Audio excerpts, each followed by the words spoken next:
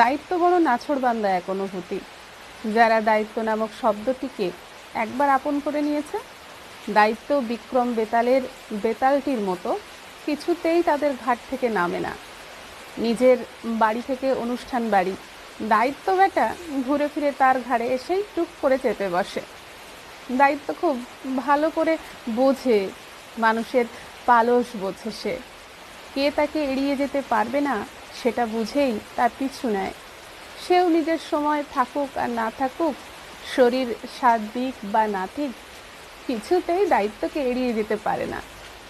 এমন এক অনুভূতি, যদি কোনো কারণে না পালন করা হয়ে ওঠে, তাহলে মনের মধ্যে অদ্ভুত এক দোলাচল চলতে থাকে।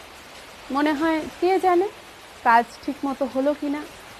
লোকজনও তো বারবার সুযোগ বুঝে বলতে শুরু করে, আরে সকলকে দায়িত্ব দিয়ে নিশ্চিন্তে থাকা যায় নাকি? তোমাকে দিয়ে যতটা নিশ্চিন্ত হওয়া যায়। এভাবে বারংবার শুনতে শুনতে কখন যেন দায়িত্বটা কোনো একটা মানুষের একার দায়িত্ব হয়ে যায়।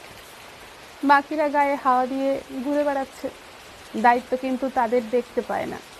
ঠিক এক চোখমি করে হাজারের ভিড়ে খুঁজে নেয় তাকেই, যে দায়িত্ব পালন করতে করতে ভুলে গেছে তারও শখ নামক একটা অনুভূতি ছিল কোনো একটা সময়।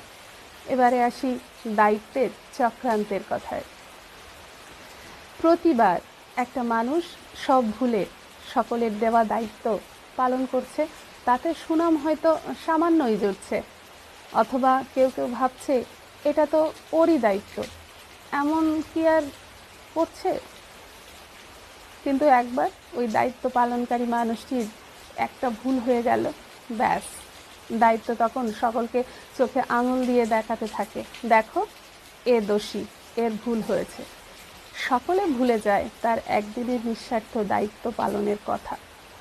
যারা একদিন শুধু দূর থেকে জ্ঞান দিত, তারা হয়ে যায় আচমকা হিরো।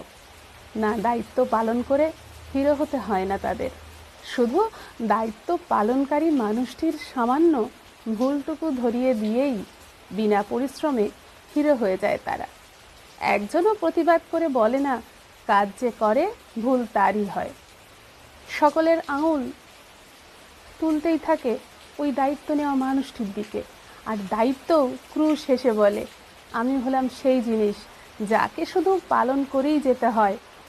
ভুল হলেই তুমি হবে দোষী, পারবো না বললেই তুমি হবে অপরাধী।